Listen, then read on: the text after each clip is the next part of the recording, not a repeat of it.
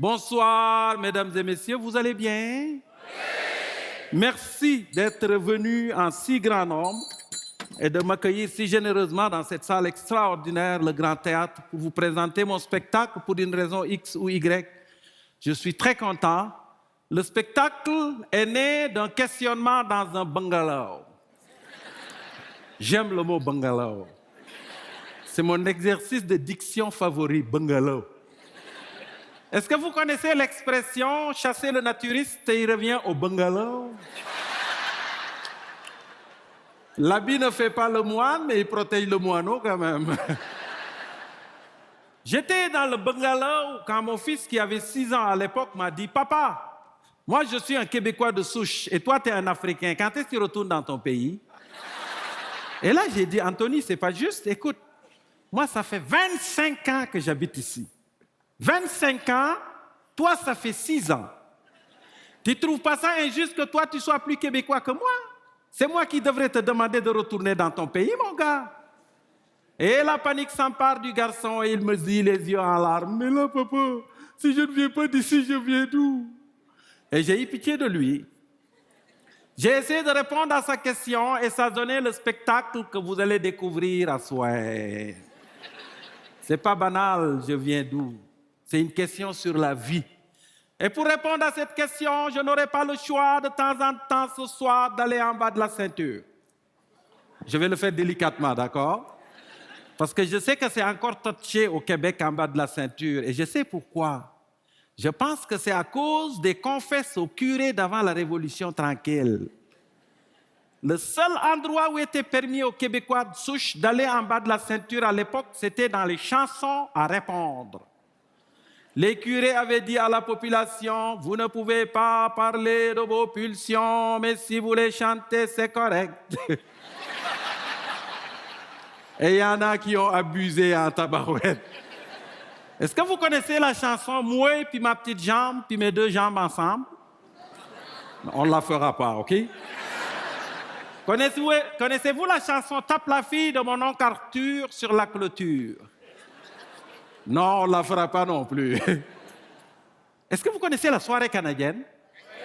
Est-ce que vous avez écouté la soirée canadienne? Oui. Alors, vous êtes à la retraite alors?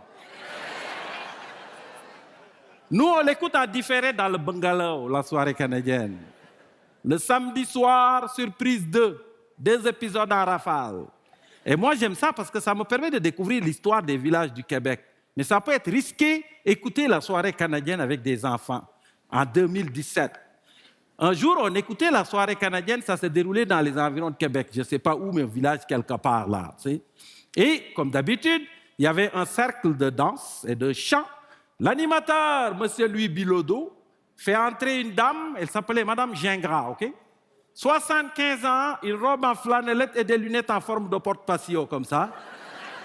Et elle avançait. Et là, M. Bilodeau lui dit, « Madame Gingras, qu'est-ce que vous allez nous faire comme chanson? » Madame Gingras lui répond, « Mais y aller avec la chanson de la salope. » J'ai dit, « Hein? Chérie, baisse le son, baisse. Elle va y aller, Madame Gingras, je le sens. » Elle existe, cette chanson. Et là, il y va. « Ah, c'est Marie-Sou, si vous la connaissez. » La femme la plus salope qui a dans le quartier, oh la vilaine, oh la salope. Vous la connaissez?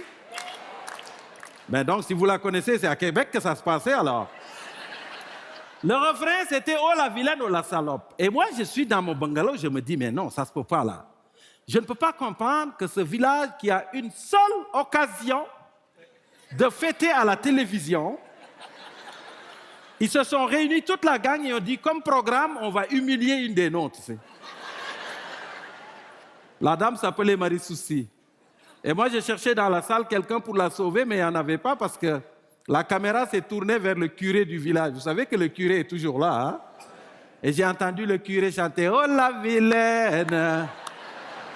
Là, tu dis, on ne pourra pas te sauver, Marie Souci. Si le curé le dit. Alors, je quitte le salon et descends dans le sous-sol du bungalow et je ramène mon dictionnaire de la parlure québécoise. Parce que je savais qu'il y a quelque chose qui bug dans ma compréhension. Et je sors mon dictionnaire et je regarde le mot salope. Et c'est là que j'ai réalisé que le mot salope, à l'époque, n'avait aucune signification comme ce qu'on connaît aujourd'hui, ok? Une salope, ça voulait juste dire une femme qui n'est pas très portée sur l'hygiène, okay? Qui n'est pas très propre, ok? Alors ça m'a réconcilié avec Madame Gingras un peu. Je l'avais bannie de ma famille un peu. Mais c'est comme ça que ça se passait dans le temps.